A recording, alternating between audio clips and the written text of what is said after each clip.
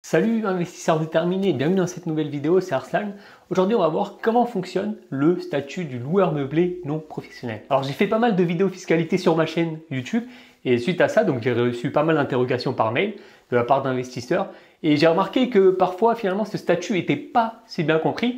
Donc c'est pour ça que j'ai décidé de faire cette vidéo pour te faire comprendre ce statut LMNP en détail et pour que tu comprennes le mécanisme qui fait que grâce au LMNP, on ne va pas payer d'impôts durant de nombreuses années. Donc on va donc voir en détail comment fonctionne donc le statut du loueur meublé non professionnel, illustré par des exemples pour que tu comprennes au mieux. Donc quand tu vas proposer ton logement en location meublée à un locataire, l'administration fiscale va pas considérer que les revenus que tu vas tirer de cette activité, c'est des simples revenus fonciers, d'accord? Ça, c'est dans le cas où tu l'aurais loué en nu. Mais dans le cas où tu le loues en meublé, l'administration fiscale va considérer que finalement tu proposes une prestation telle qu'une prestation hôtelière entre guillemets, d'accord? Donc tu vas proposer un ensemble de meubles, tu vas proposer vraiment, c'est comme un service finalement, c'est comme un service commercial. Et les loyers que tu tires finalement de cette activité, donc c'est pas des revenus fonciers, mais des revenus BIC, donc des bénéfices industriels et commerciaux, d'accord? Donc le nom vraiment parle de lui-même. Et ce qui va être intéressant en fait avec ce régime, c'est que tu vas pouvoir déduire tout un tas de choses. Comme un professionnel, finalement, tu vas pouvoir, on va considérer que tu as une activité, donc que là, dans notre cas, c'est donc la location d'un appartement, d'accord, en meublé. Et donc, ce qui est très intéressant avec ce régime, c'est que tu ne vas pas être imposé directement sur tes loyers, mais tu vas être imposé en quelque sorte sur ton résultat, d'accord? Donc, finalement, tu vas être imposé sur tes loyers moins les différentes charges que tu vas avoir et moins les différents amortissements, d'accord? Donc, le but du jeu, finalement, ça va être de pouvoir au début, imaginons que tu aies un loyer, imaginons X par an, d'accord? Le but, ça va être de progressivement, avec les charges et avec les amortissements, de réduire cette base imposable, donc que tu payes le moins d'impôts possible. Alors, concernant les conditions pour bénéficier du statut LMNP qui sont parfois mal comprises par les investisseurs de ce que j'ai pu constater, pourtant, les conditions, elles sont assez simples, d'accord? La première des conditions, c'est que les loyers issus de ta location meublée ne doivent pas dépasser le salaire, les revenus de ton activité principale. Donc par exemple, imaginons que je gagne 3 000 euros par mois, d'accord? 3 000 euros par mois, donc ça fait sur l'année 36 000 euros. Donc tant que mes revenus locatifs ne dépassent pas cette somme de 36 000 euros, donc là, pas de souci, je reste au LMNP. Alors juste, il y a une seule exception à cette règle, c'est quand donc tes revenus locatifs ils sont inférieurs à 23 000 euros. Dans cette condition, ils peuvent être supérieurs à ton activité salariée, mais tu peux toujours être considéré comme LMNP, d'accord? Donc, on va prendre un exemple pour illustrer rapidement ça. Donc, imaginons que moi, aujourd'hui, je gagne le SMIC, d'accord? Imaginons que je gagne le SMIC, donc, qui est de 1 200 euros par mois, donc ce qui fait sur l'année 14 400 euros, et que je touche comme revenu locatif 22 000 euros par an, d'accord? Donc là, comme on voit dans cet exemple, 22 000 euros de revenu locatif, c'est supérieur à 14 400 euros qui est mon salaire.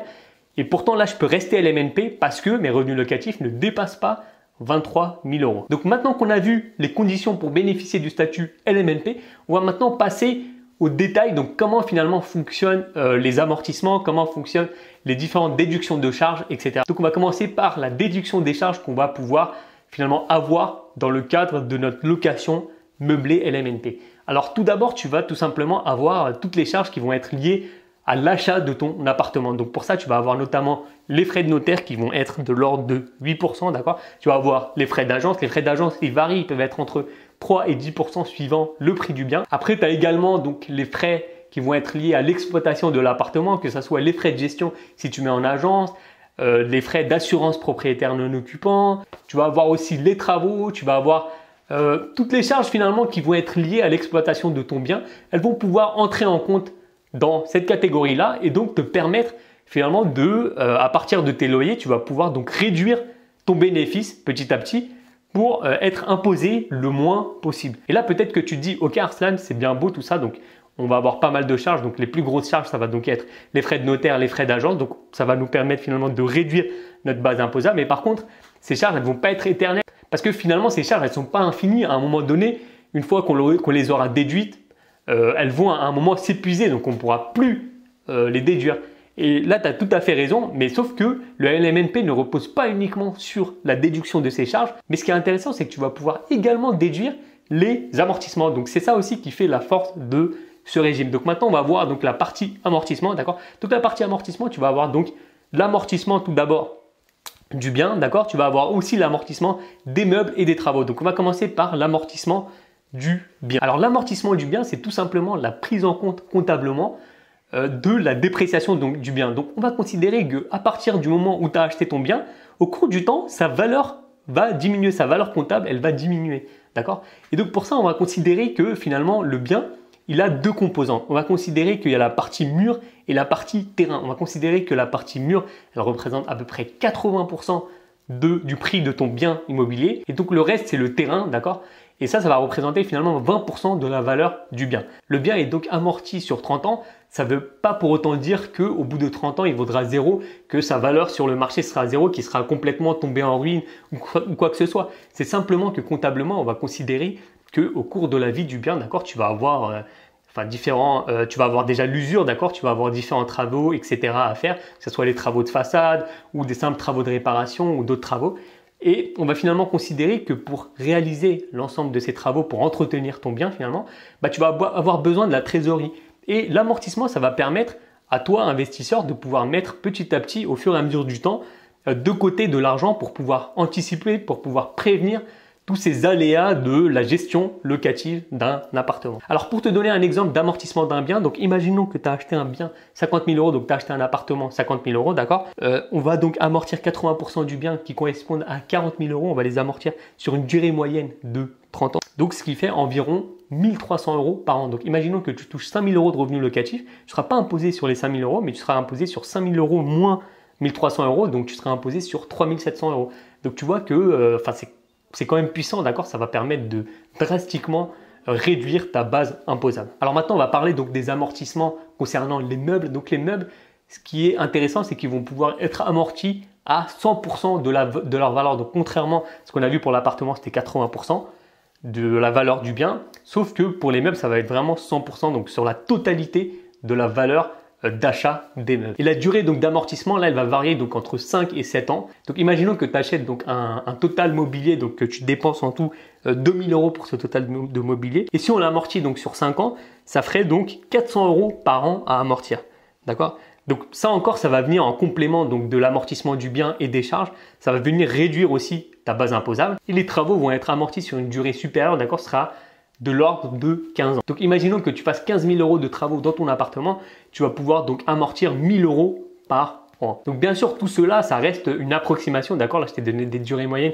Quand je te parlais d'un bien, je te disais 30 ans, 5-7 ans pour le meuble. Bien sûr, pour la durée exacte, ça, c'est seul ton expert comptable qui pourra le déterminer. Je te conseille donc de passer par lui pour faire les différents calculs comptables concernant l'amortissement, la déduction de charges, etc. Donc comme on a pu voir, donc le régime LMNP est vachement avantageux pour nous en tant qu'investisseurs parce qu'il va nous permettre finalement donc de réduire petit à petit. Donc on va avoir nos loyers, petit à petit on va venir grignoter avec les différentes charges, ensuite les amortissements, etc. Et donc le but finalement du jeu, c'est d'avoir donc un bénéfice qui soit à zéro pour que donc l'impôt qu'on va payer donc sur ce montant-là zéro, reste à zéro.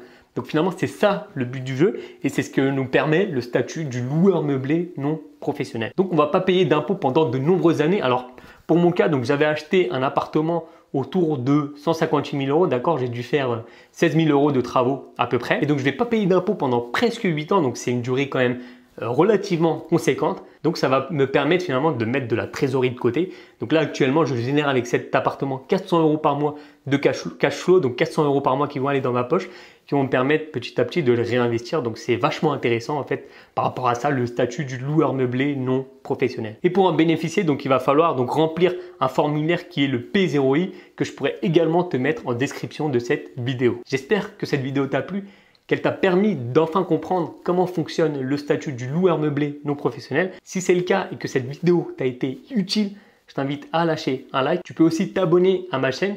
Donc, je me suis fixé comme objectif de devenir libre financièrement grâce à l'immobilier en moins de 3 ans. Donc, si tu veux suivre mon parcours, bénéficier de mes conseils, de mes différentes expériences que je vais avoir, abonne-toi à cette chaîne. Et si tu souhaites donc aller plus loin dans l'investissement locatif, commencer à engranger un maximum de connaissances pratiques et passer à l'action, j'ai créé pour toi une mini formation offerte que tu trouveras dans le premier lien en description. Donc, je te dis à bientôt, reste déterminé. Ciao!